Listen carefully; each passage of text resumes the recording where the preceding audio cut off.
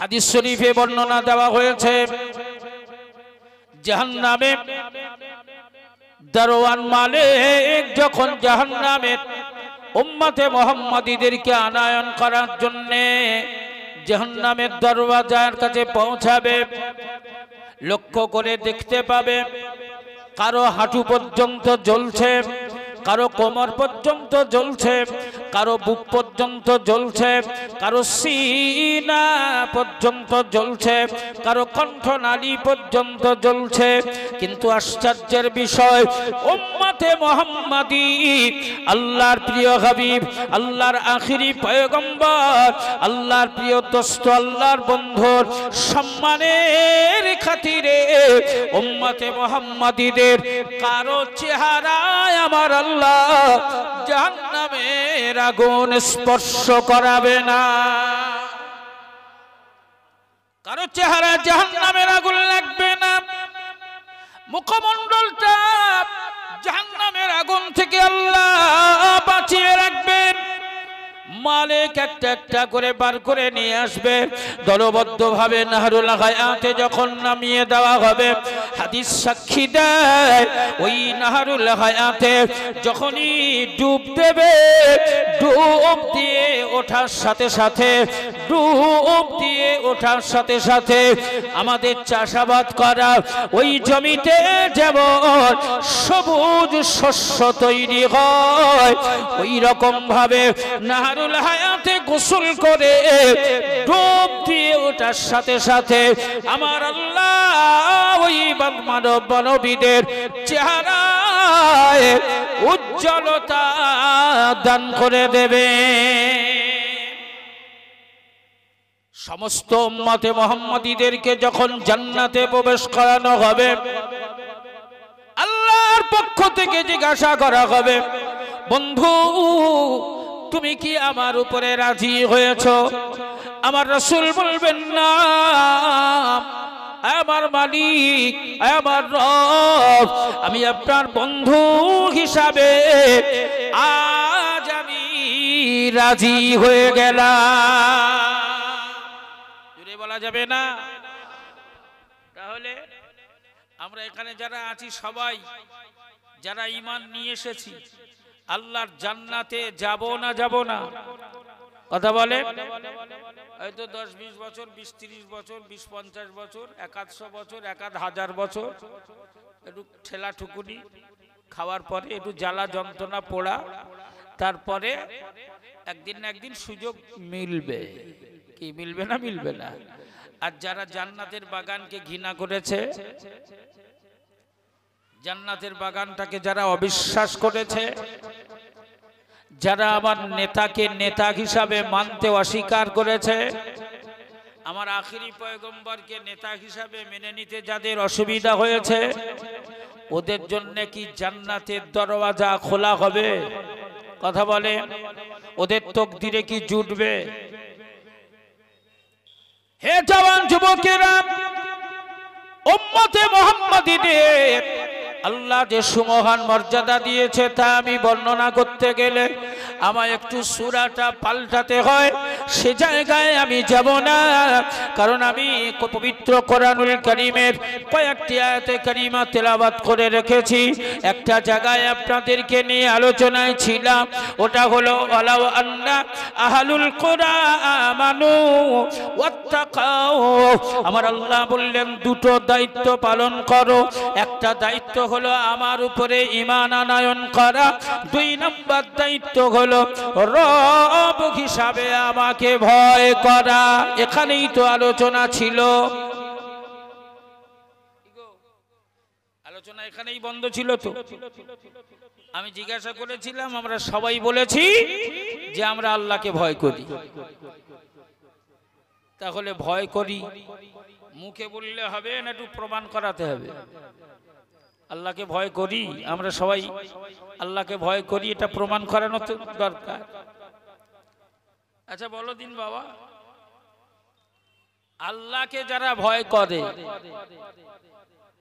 যাদের ভয়, যাদের অন্তরে আল্লাহর ভয় আছে, ওরা কি চুরি করতে পারে? কথা বলে। দিনে 2-10 বার মিথ্যা কথা বলতে পারে?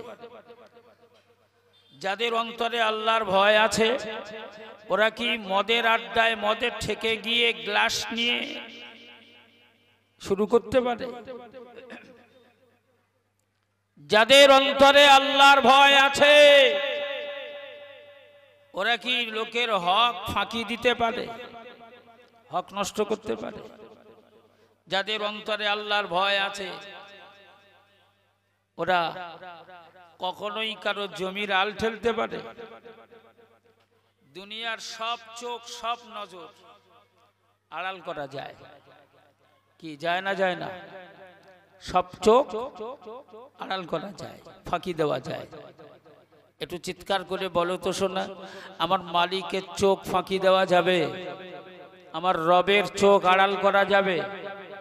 পুকুরে ডুব দিলে দুনিয়ার সব চোখ আড়াল হয়ে গেল, ডুব দিয়ে 2 ঢোক পানি খেয়ে নিলে সব চোখ ফাঁকি পড়ল, কিন্তু আমার আল্লাহর চোখ, আল্লাহর নজর, আল্লাহর দৃষ্টি আড়াতে পারলে? আমার আল্লাহ দেখতে পেল না? পেল না। তাহলে দুনিয়ায় তুমি যাই করো না কেন আমার আল্লাহকে ফাঁকি দেওয়ার কোনো সুযোগ নেই। তাহলে আল্লাহর ভয় যার অন্তরে আছে, যে আল্লাহকে ভয় করে, ও কি কখনো কোনো অপরাধমূলক অন্যায়মূলক কোনো কাজ করতে পারে? কথা বলেন, ওর হাত দিয়ে কোনো অন্যায় কাজ হতে পারে? তাহলে আমরা মুখে বললাম আল্লাহকে ভয় করি, কিন্তু দুনিয়ার যত রকমের অপরাধ আছে সবগুলো আমরা করি, সবগুলো আমরা করি। তাহলে 1 নাম্বার কাজটা আমরা যে করেছি এতে সন্দেহ নেই, 2 নাম্বার কাজটার ব্যাপারে সন্দেহ আছে, আছে না নেই? তাহলে এই সন্দেহটা দূর করে 2 নাম্বার কাজটাকে জীবনে প্রতিষ্ঠিত করতে হবে। আচ্ছা আপনি বলেন, যার অন্তরে আল্লাহর ভয় আছে ও কোনো গুনার কাজ করতে পারে না, আর যার জীবনে গুনার কাজ হয় না, যে গুনার কাজ করে না, ওর জন্য জান্নাতে যাওয়ায় কোনো বাধা আছে? কোনো বাধা থাকবে?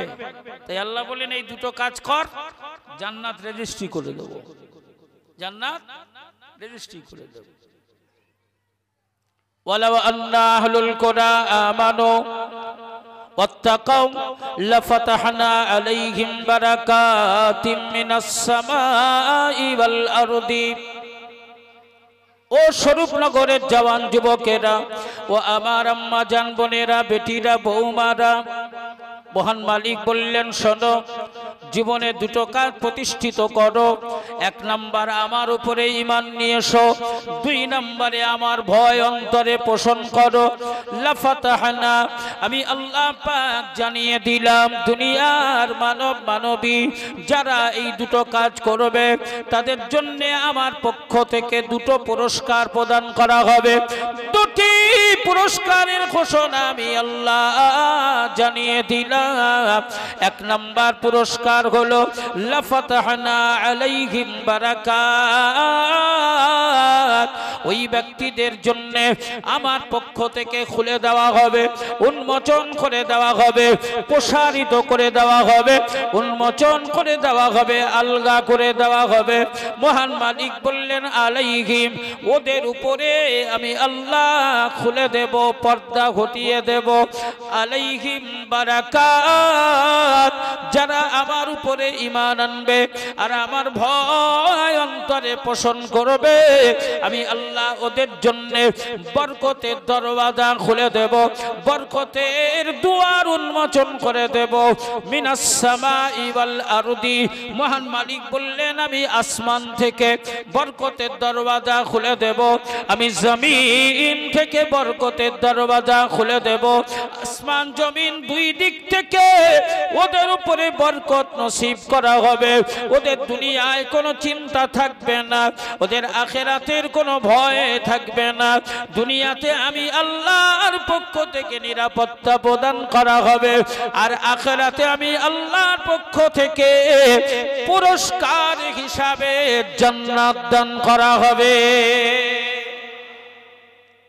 তাহলে মহান মালিক মাঝে মাঝে আমাদেরকে যে ওয়াদা করেন, আমাদেরকে যে মেসেজ দেন, আল্লাহ কি মাঝে মধ্যে মিথ্যা কোনো ওয়াদা করেন বলে মনে হয়? কথা বলেন। এ জওয়ান যুবকেরা, ঠান্ডা মাথায় শুনে রাখুন, আজ আপনাদেরকে এই মর্মে একটি হাদিস শরীফ না শোনালে নয় রে শোনা।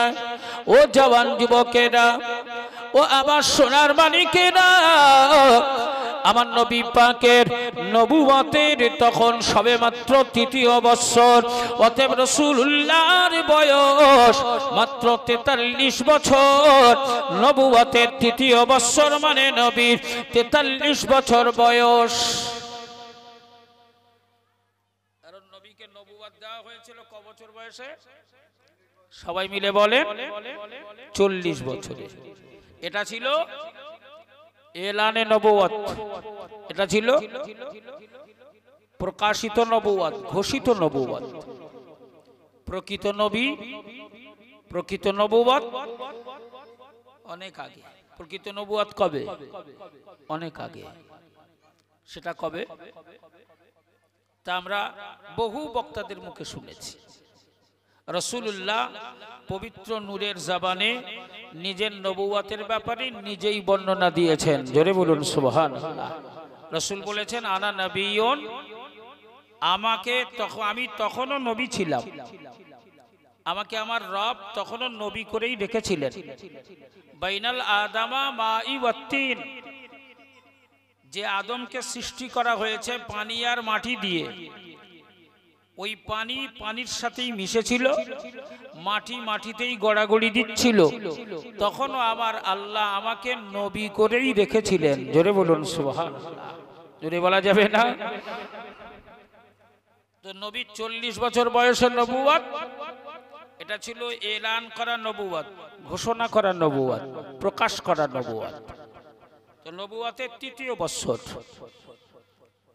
রাসূলুল্লাহ চাচা সৈয়দ শুহাদা হযরত আমির হামজা রাদিয়াল্লাহু তাআলা আনহু আমার নবীর হাতে হাত দিয়ে তওবা বায়াত গ্রহণ করে ঈমানের কলেমা পড়ে মুসলমান হয়ে গেলেন। জোরে বলুন সুবহানাল্লাহ। এই আমির হামজা যখন মুসলমান হলেন, তখন ইসলামের শক্তি একটু হলেও বাড়লো, একটু হলেও বাড়লো। কারণ আমির হামজা একজন বড় মাপের যোদ্ধা, বড় মাপের শক্তিশালী যোদ্ধা। তো তিনি যখন মুসলমান হয়েছে, ইসলামের শক্তি একটু বেড়েছে। তার আগে গোপনে চুরি করে, কারো বাগানে, কারো ঘরের কোনায়, নির্জনে, যেখানে একদম নিস্তব্ধ নির্জন এলাকা, সেরকম জায়গায় গোপনে লুকিয়ে চুরি করে কলেমার দাওয়াত দিতে হতো। প্রকাশ্যে দাওয়াত দেওয়ার কোনো সুযোগ ছিল না, প্রকাশ্যে দাওয়াত দেওয়ার কোনো ব্যবস্থাই ছিল না। তারপরেও নির্জনে চুরি করে দাওয়াত দিয়ে গোপনে কলেমা পড়ার পরেও নির্মম অত্যাচারের শিকার হতে হয়েছে এবং বহু সাহাবীদের জীবন উৎসর্গ করতেও হয়েছে। এই ঘটনা কম বেশি আমরা শুনেছি। তো নবুয়তের ৩য় বছরে যখন আমির হামজা কলেমা গ্রহণ করলেন, তখন ইসলামের শক্তি একটু বাড়ল। তার কিছুদিন যেতে না যেতেই খাত্তাবের বেটা উন্মুক্ত তরবারি, খোলা তরবারি নিয়ে বার হলো। খাত্তাবের বেটা কে গো? কথা বলে না। খাত্তাবের বেটা আমিরুল মুমিনিন, খলিফাতুল মুসলিমিন হযরত ওমর ফারুক রাদিয়াল্লাহু তাআলা আনহু। ওমর ফারুকের আব্বার নাম হলো খাত্তাব। ওমর ফারুক কাফেরের ঘরে জন্মগ্রহণ করেছেন। কাফেরের ঘরে জন্মগ্রহণ করে ঈমান আনয়ন করে ইসলামের মহান একজন ব্যক্তিত্ব, ইসলাম জাহানের দ্বিতীয় খলিফা হিসাবে পরিচিত। জোরে বলুন সুবহানাল্লাহ। ওমর খোলা তরবারি নিয়ে বেরিয়েছে। উদ্দেশ্য নবীর গর্দান কেটে ফেলবে, নবীর মাথা কাটবে, নিয়ত করে বেরিয়েছে কি নবীর মাথা কাটবে। এরকম মজলিস অনুষ্ঠিত হয়েছে। সেই মজলিসে সিদ্ধান্ত হয়েছে, আবু জেহেলের সিদ্ধান্ত, মুহাম্মাদের মাথা যে কাটতে পারবে তাকে 100 উট পুরস্কার প্রদান করা হবে, 100 উট দান করা হবে। খাত্তাবের বেটা উমর খাড়া হয়ে দাঁড়ালো, দাঁড়িয়ে বলল আমি রেডি, আমি মুহাম্মাদের মাথা কাটবো। সবাই পিঠ চাপড়ে দিল, শাবাশি দিল, দিয়ে বলল আমাদের আর কোনো চিন্তা নেই, কারণ একা ওমর 1000-এর মহড়া দেয়, ওমরের সামনে দাঁড়ায়, এমন হিম্মতওয়ালা বাপের বেটা খুঁজে পাওয়া যায়। তাই ওমর যখন দায়িত্ব নিয়েছে মুহাম্মদ পৃথিবীর মানচিত্র থেকে মাইনাস হবেই, আমাদের আর চিন্তা নেই, আমরা নিশ্চিন্ত হয়ে গেলাম, মুহাম্মাদের কাজ শেষ। ওমরের সিদ্ধান্ত আমার নবীর মাথা কাটবে, আর আমার আল্লাহর সিদ্ধান্ত কি? আমার আল্লাহর সিদ্ধান্ত ওই ওমরের তরবারি দিয়ে আমার রাসূলুল্লাহকে নিরাপত্তা দেবে। জোরে বলুন সুবহানাল্লাহ। দুটো সিদ্ধান্ত দেখেছেন? তাহলে আমরা সিদ্ধান্ত নেওয়ার মালিক নই, বরং আমাদের পক্ষে যিনি সিদ্ধান্ত গ্রহণ করেন তিনি হলেন আমার আল্লাহ। তাই পবিত্র কোরআন আল্লাহ বলেছেন ওয়ামা তাদরি নাফসুম মাযা তাকসিবু গাদা। হে আমার বান্দা বান্দীরা, তুমি আগামীকাল সকাল বেলায় বোয়ালঘাটায় যাবে, শ্যামনগরে যাবে, পোলের ঘাটে যাবে না, না না, এটা তোমার সিদ্ধান্ত না, আমি আল্লাহ তোমায় জানিয়ে দিলাম তুমি সিদ্ধান্ত নিতে পারো না, কারণ তুমি জানো না তুমি কোথায় যাবে। তোমার সিদ্ধান্ত হয়তো বোয়ালঘাটা যাওয়ার, আমি আল্লাহর সিদ্ধান্ত যদি শ্যামনগরে হয়, বোয়ালঘাটা তোমার যাওয়া হবে না, তোমাকে শ্যামনগরে পৌঁছাতে হবে। তাই হে আমার বান্দা বান্দীরা, আগামীকাল সকাল বেলায় তুমি কি করবে তা তুমি জানো না, বরং তোমার মালিক হিসাবে আমি আল্লাহ জানি। জোরে বলুন সুবহানাল্লাহ। এ জওয়ান যুবকেরা, খাত্তাবের বেটা ওমর নান্না তরবারি বাহির করেছে, আমার রাসূলুল্লাহর গর্দান উড়িয়ে দেবে, আমার নবীর গর্দান কেটে নেবে। তাই ওমর তরবারি নিয়ে বার হয়েছে। রাস্তায় অনেক ঘটনা ঘটেছে, অনেক ইতিহাস আমরা শুনেছি। এ জওয়ান যুবকেরা, আমিরুল মুমিনিন ওমর ফারুক আমার নবীর দরবারে রওনা হয়েছে, রাসূলুল্লাহর দরবারে যাওয়ার জন্য রেডি হয়ে গেছে।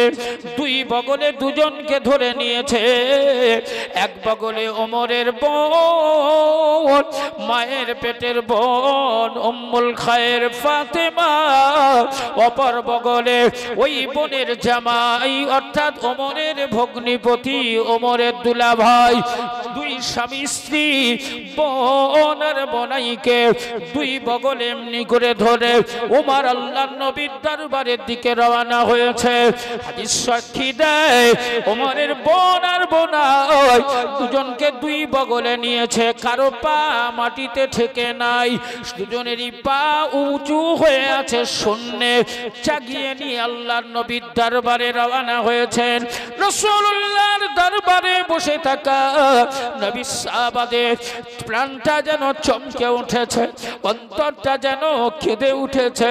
আল্লাহর নবীকে বলছে ইয়া রাসূলুল্লাহ, ইয়া হাবিবাল্লাহ, ওগো আল্লাহর আখিরি নবী, ওমর আসছে, খাত্তাবের বেটা ওমর খোলা তরবারি নিয়ে আসছে। ইয়া রাসূলুল্লাহ কে, ইয়া হাবিবাল্লাহ, ওগো আল্লাহর আখিরি পয়গম্বর,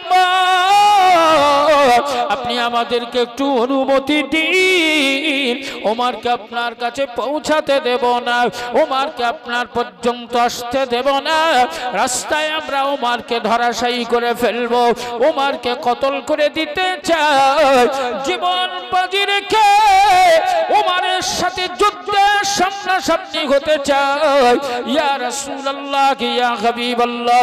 কারণ আমরা আমাদের জীবনের চাইতেও আল্লাহর প্রিয় বন্ধু আল্লাহর আখেরি পয়গম্বরের জীবনকে বেশি ভালোবাসি। এ জওয়ান যুবকেরা, আল্লাহ নবী ধমক দিয়ে বললেন, না না, খবরদার খবরদার, তোমরা যেখানেই আছো ওখানেই থাকবে, এক কদম আগাবে না। আজ আমি রাসূলুল্লাহ জানিয়ে দিলাম, খাত্তাবের বেটা উমরের মোকাবেলা করা, উমরের সামনাসামনি হওয়া, আজ আমি আমেনার বেটা মুহাম্মদ উমরের মোকাবেলা করার সিদ্ধান্ত নিয়েছি।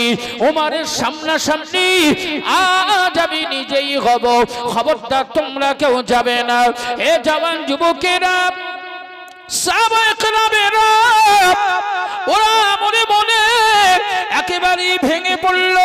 আল্লাহ নবী যদি ওমরের সামনাসামনি হয়, তাহলে আজ আমাদের নবী হারাতে হবে। আজ সারা জীবনের জন্য রাসূল আমাদের কাছ থেকে মাইনাস হবে। কারণ ওমরের তরবারি 1000 লোকের মহড়া দেওয়া তরবারি আল্লাহ নবীর গর্দানে যদি চালিয়ে দেয়, নবীকে আর ফিরে পাওয়া যাবে না। ওরা মনে মনে সিদ্ধান্ত নিয়েই রেখেছে, আল্লাহর নবী যাই বলুক আর তাই বলুক, ওমর যখন নবীর কাছাকাছি হবে, ওমরের চিন্তা ভাবনা, ওমরের ভাবমূর্তি যদি খারাপ দেখি, ওমরের উদ্দেশ্য যদি খারাপ দেখি, ওমর যদি আমার নবীর দিকে গরম চোখে তাকায়, ওমর যদি আমার নবীর শানে বেয়াদবি করার মতো দুঃসাহস দেখায়, আমরা ওমরকে ছাড়ব না। জীবন বাজি রেখে ওমরের প্রতি বাঘের মতো ঝাঁপিয়ে পড়ব, আমার নবীর গায়ে আঁচ আসতে দেব না। মনে মনে সিদ্ধান্ত নিয়েই রেখেছে। ঠিক এমনি সময় ওমর আল্লাহর নবীর দরবারে এসে হাজির হয়ে গেছে। হাদিস সাক্ষী, ওমর আমার নবীর নূরানী চেহারার দিকে একবারই মাত্র তাকিয়েছে। দ্বিতীয়, তৃতীয়, চতুর্থ, পঞ্চম, ষষ্ঠ, সপ্তম যতবার তাকিয়েছে, আমার নবীর কদমের দিকে তাকিয়েছে। একবারই তাকিয়ে ওমর হাত দুটি লম্বা করে আল্লাহর নবীকে লক্ষ্য করে বলেছিলেন, ইয়া রাসূলুল্লাহ ইয়া হাবিবাল্লাহ, আমি খাত্তাবের বেটা ওমর, আমার হাতের এই তরবারি, উন্মুক্ত তরবারি নিয়ে বেরিয়েছিলাম ওগো আল্লাহর হাবিব, আপনার গর্দান কেটে নেওয়ার জন্য, আপনার মাথা কেটে নেওয়ার জন্য আমি ওমর খোলা তরবারি নিয়ে বেরিয়েছিলাম। ইয়া রাসূলুল্লাহ ইয়া হাবিবাল্লাহ, আমি সেই ওমর আজ আপনার সামনে দাঁড়িয়ে ঘোষণা দিলাম, ওমরের তরবারি যেমন চলছিল তেমনই চলবে, ওমরের তরবারি বন্ধ হবে না। ইয়া রাসূলুল্লাহ ইয়া হাবিবাল্লাহ, ওমরের তরবারি নবীর গর্দান কাটার জন্য বাহির হয়েছিল, আজ থেকে ওমরের সেই তরবারি আমার রাসূলুল্লাহর কদমে নিয়োজিত হলো। আজ থেকে ওমরের তরবারি চলবে আমার নবীর নিরাপত্তা দেওয়ার ব্যাপারে, আমার নবীর হেফাজতের জন্য ওমরের তরবারি আগের মতোই চলবে। এ জওয়ান যুবকেরা, হযরত ওমর আমার রাসূলুল্লাহর হাতে তওবা বায়াত গ্রহণ করলেন, ইসলাম কবুল করে নিলেন। ও জওয়ান যুবকেরা, ঠান্ডা মাথায় শুনুন, ওই দিনে ওমর আল্লাহর রাসূলকে বলেছিলেন, ইয়া রাসূলুল্লাহ ইয়া হাবিবাল্লাহ, হুজুর আমি আপনার কাছে জানতে চাই, ওগো আল্লাহর আখিরি পয়গম্বর, আমি যে রবের প্রতি বিশ্বাস স্থাপন করেছি, আমি যে রবের প্রতি ঈমান আনয়ন করেছি, আমার মালিক সত্য না মিথ্যা? আল্লাহর নবী বলেছিলেন, বাবা ওমর, তোমার রব যিনি, আমার রব তিনি, তুমি যার প্রতি ঈমান আনয়ন করেছো বারহাক তিনি মহান মালিক, এতে কোনো সন্দেহ নাই। ওমর আল্লাহর নবীকে জিজ্ঞাসা করেছিলেন, ইয়া রাসূলুল্লাহ, ইয়া হাবিবাল্লাহ, আমি নেতা হিসাবে যার নীতি মেনে নিয়েছি, আমি নবী হিসাবে যার উপরে বিশ্বাস স্থাপন করেছি, ঈমান এনেছি, তিনি আল্লাহর আখিরি পয়গম্বর, এটা সত্য না মিথ্যা? আল্লাহর নবী বললেন, ও বাবা ওমর, আনা খাতামুন নবিয়্যিন ওয়াল মুরসালিন, আল্লাহর পক্ষ থেকে আমাকে শেষ নবী হিসাবে আমার আল্লাহ পাঠিয়েছেন, এরা বারহাক সত্য।